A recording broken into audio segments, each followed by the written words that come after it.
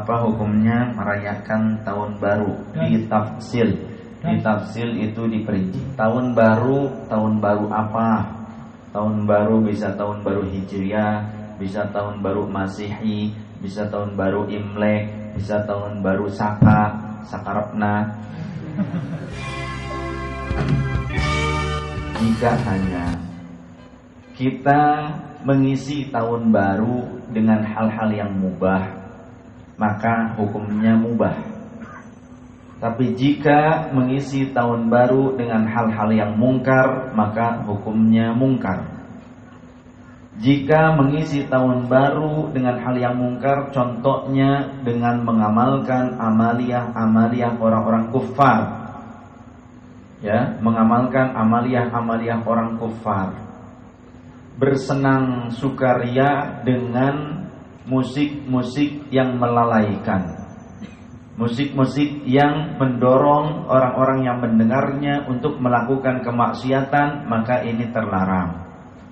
Kemudian mengisi tahun baru, merayakannya dengan minum khamr ataupun mengkonsumsi khamr bentuknya yang padat, ataupun asap, ataupun daun, batang, ataupun tai kebo sekalipun, itu terlarang juga.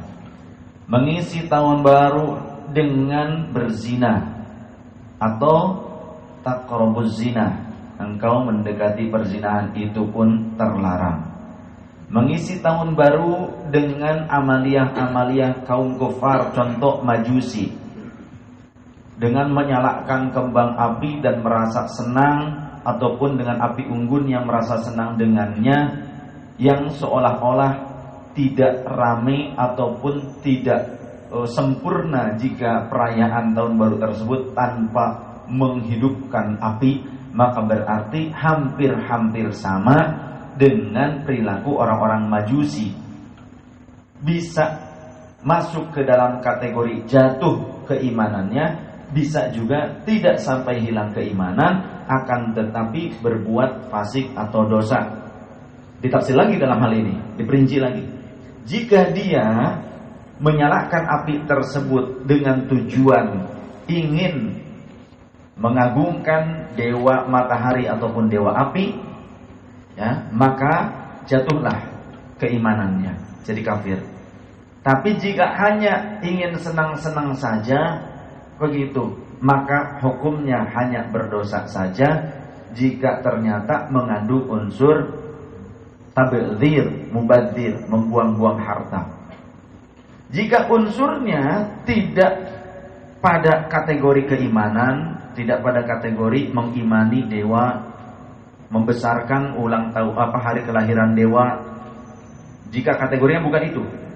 Kalau kategorinya kita merayakan tahun baru Masehi tanggal 1 Januari, ternyata itu bukan tahun kelahiran Nabi Isa, tapi itu adalah tahun kelahiran dewa Janus, dewa matahari atau dewa api, dewanya kaum Romawi, bangsa pagan, begitu. Maka kalau ikut-ikutan membakar api unggun atau lain sebagainya, tujuannya untuk merayakan hari kelahiran dewa Janus tersebut, maka bisa jatuh keimanan kita, begitu.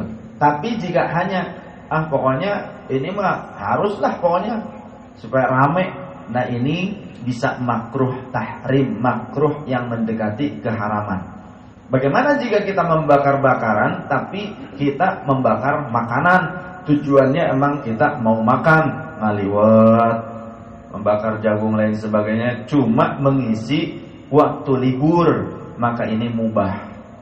Mengisi waktu libur dengan berkumpul bersama, kita makan kan mubah. Apalagi diisi dengan zikiran, bagus, beres zikir makan, ya ada ibadahnya berupa zikir. Diisi dengan pengajian, ibadahnya berupa pengajian, bukan karena mau merayakan kelahiran dewa Janus, tapi mengisi waktu kosong dan menghindarkan diri kita dari keikutsertaan pada perayaan-perayaan kelahiran dewa Janus. Kita menghindarkan anak-anak kita, keluarga kita, tetangga, saudara muslim kita dari keikutsertaan pada hal yang munkar.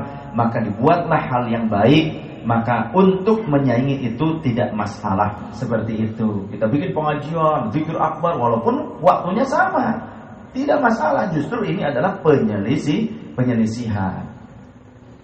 Bagaimana dengan tahun baru Islam? Jika niatnya merupakan mensyiarkan Islam, maka kata Allah Subhanahu wa taala, "Wa may yu'azzim sya'airallah fa innaha min taqwal qulub." Siapa orang yang ingin mensyiarkan, yang berupaya mengagungkan syiar-syiar Allah, maka sungguhnya itu keluar dari kalbu yang bertakwa.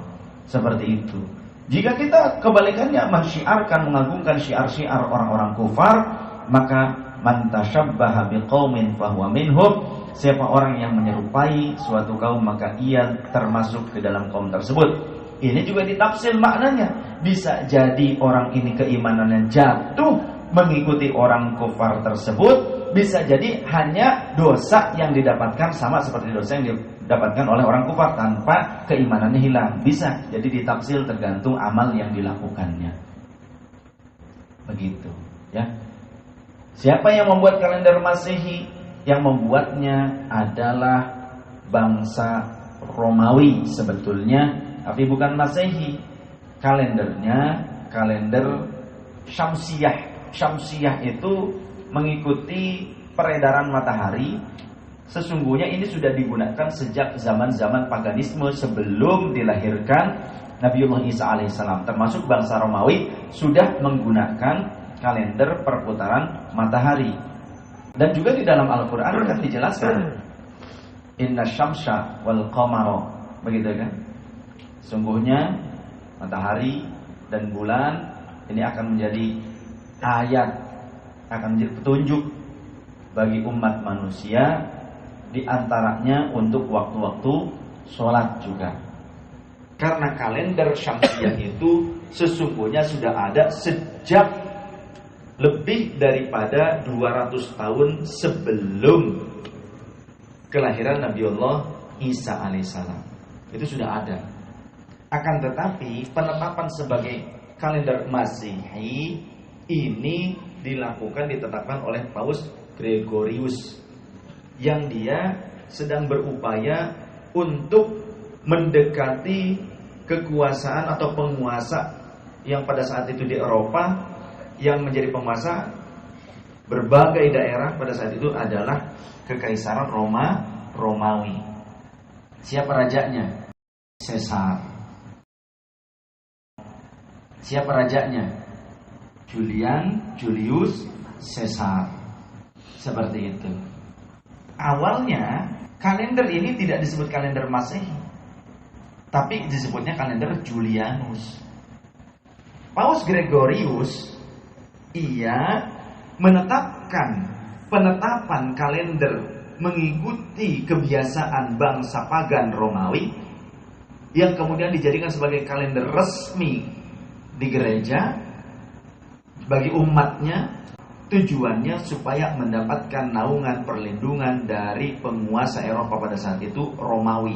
Karena agama Paus ini dianggap agama baru. Oleh orang Yahudi saja, Nasrani itu dianggap agama baru, tidak diakui oleh orang Yahudi.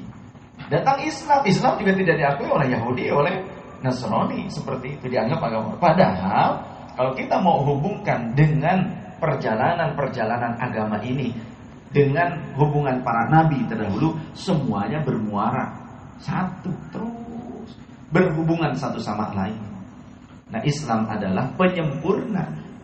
Islam adalah yang menyampaikan ajaran daripada nabi-nabi terdahulu dan menyempurnakannya. Seperti itu.